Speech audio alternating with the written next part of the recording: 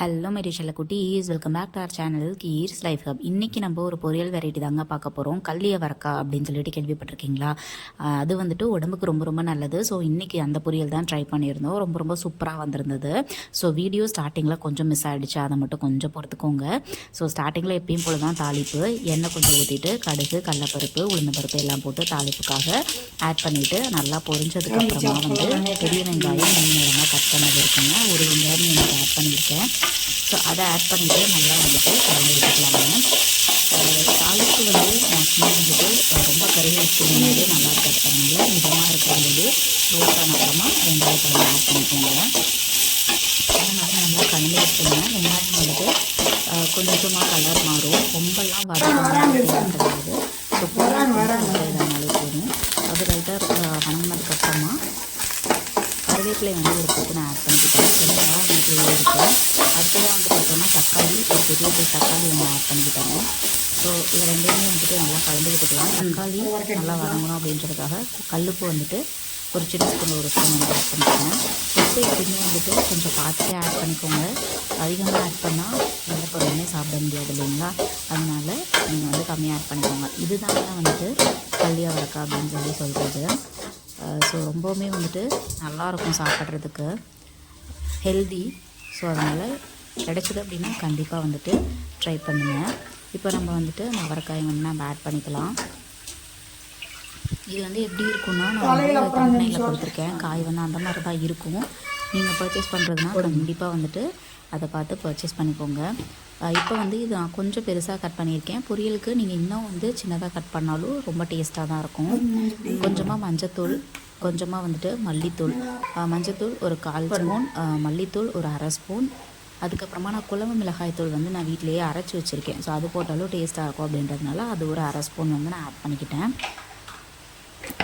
நீங்கள் வந்து பொரியல் உங்களோட ஸ்டைலில் செஞ்சாலும் சரி, இல்லை இந்த மாதிரி செஞ்சு சாப்பிட்டு பாருங்கள். இதுவுமே நல்ல டேஸ்ட்டாக இருக்கும். இப்போ பார்த்திங்கன்னா நம்ம மசாலாலாம் ஆட் பண்ணிவிட்டு நல்லா வந்து கலந்து விட்டுக்கலாம். எப்பயுமே வந்துட்டு மசாலா ஆட் பண்ணதுக்கப்புறமா தண்ணி ஊற்றுங்க. ஏன்னா மசாலாவில் ஒரு மாதிரி ஒரு வாசம் இருக்கும். அது வந்து இந்த மாதிரி நல்லா கலந்து விட்டோம் அப்படின்னா தான் அந்த வாசம் வந்து போயிட்டு நல்லா நம்மளுக்கு வந்துட்டு அந்த பொரியலோட மிக்ஸ் ஆகும். அதனால் நல்லா வந்துட்டு கலந்து விட்டுக்கோங்க. ஆனால் பார்க்கவே நல்லா இருக்குல்ல, ஒரு மாதிரி டிஃப்ரெண்ட்டாக. நான் ஃபஸ்ட்டு பார்க்கும்போது ஸ்டார் ஃப்ரூட் அப்படின்னு நினச்சேன். அப்புறமா தான் இல்லை இது கல்லிய வரக்கா அப்படின்னு சொல்லி சொன்னாங்க. இப்போ பார்த்தீங்கன்னா லைட்டாக தண்ணி ஆட் பண்ணிக்கலாம். எப்பயுமே வந்து பொரியலுக்கு காய் வேகிற அளவுக்கு மட்டும்தான் தண்ணி ஆட் பண்ணணும். நம்ம பாட்டுக்கு அதிகமாக ஆட் பண்ணிட்டோம் அப்படின்னா காயோட டேஸ்ட்டே போயிடும். அதனால காய் வேகிற அளவுக்கு மட்டும் நான் வந்து ஒரு பெரிய டம்ளர் தண்ணி வந்து ஆட் பண்ணிக்கிட்டேன். பார்த்தீங்கன்னா தெரியும், காயெலாம் வந்து முங்குற அளவுக்கு கிடையாது. காயில் லைட்டாக அங்கங்கே தண்ணி தெரியும், அவ்வளோதான். இப்போ வந்து பார்த்திங்கன்னா நல்லா வந்து மூடி போட்டு மூடி வச்சிடலாம். மூடி வச்சுட்டு ஒரு 7 மினிட்ஸ் லோ ஃப்ளேமில் இல்லை மீடியம் ஃப்ளேமில் அந்த மாதிரி வச்சு எடுத்தோம்னாலே பார்த்திங்கனாலே தெரியும் கலர் சேஞ்ச் ஆகி நல்லா வெந்துருச்சு அப்படின்ற இண்டிகேஷன் நம்மளுக்கு வந்துடுச்சு. நான் பாப்பாவுக்கும் இது லைட்டாக கொடுப்பேன் அப்படின்றதுனால நான் வந்து இன்னுமே கூட நல்லா வேக வச்சு எடுத்துப்பேன். நீங்கள் வந்துட்டு நல்லா வந்து சாப்பிட்ற அளவுக்கு இருந்துச்சுனாலே போதுமானது. ஆனால் நிஜமாகவே இதோட டேஸ்ட் வந்து கொஞ்சம் யூனிக்காக நல்லா இருந்துச்சுங்க. இதில் நிறைய சத்துக்கள் இருக்குதுன்னு சொல்கிறாங்க.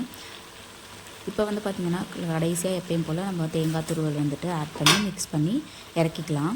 நீங்கள் கண்டிப்பாக ட்ரை பண்ணி பார்த்துட்டு எப்படி இருந்துச்சுன்னு சொல்லிட்டு கமெண்ட் செக்ஷனில் சொல்லணும். அப்படியே நம்ம சேனலுக்கு சப்ஸ்கிரைப் பண்ணாட்டி சப்ஸ்கிரைப் பண்ணிடுங்க. இப்போ வந்து பார்த்திங்கன்னா நல்லா மிக்ஸ் பண்ணியாச்சு. எப்பயுமே தேங்காய் போட்ட அப்புறம் ரொம்பலாம் வந்துட்டு கிளறணும்னு அவசியம் இல்லை, லைட்டாக கிளறினாலே போதும். அதே மாதிரி ஒரு 5 மினிட்ஸ்லாம் நீங்கள் வந்து அடுப்பில் வைக்கணுன்றது கிடையாது. தேங்காய் போட்டு ஒரு 1 மினிட் நீங்கள் நல்லா கலந்து விட்டுட்டு எடுத்துட்டாலே சூப்பராக இருக்கும். இப்போ வந்து பார்த்திங்கன்னா மேக்ஸிமம் வந்து நம்மளோட பொரியல் ரெடி ஆகிடுச்சு. நான் டேஸ்ட் பண்ணி பார்த்தேன், நல்லாவே வந்திருந்தது. ஸோ நான் சொன்ன மாதிரி மறக்காமல் நம்ம சேனலுக்கு சப்ஸ்கிரைப் பண்ணிவிடுங்க. டட்டா பையா.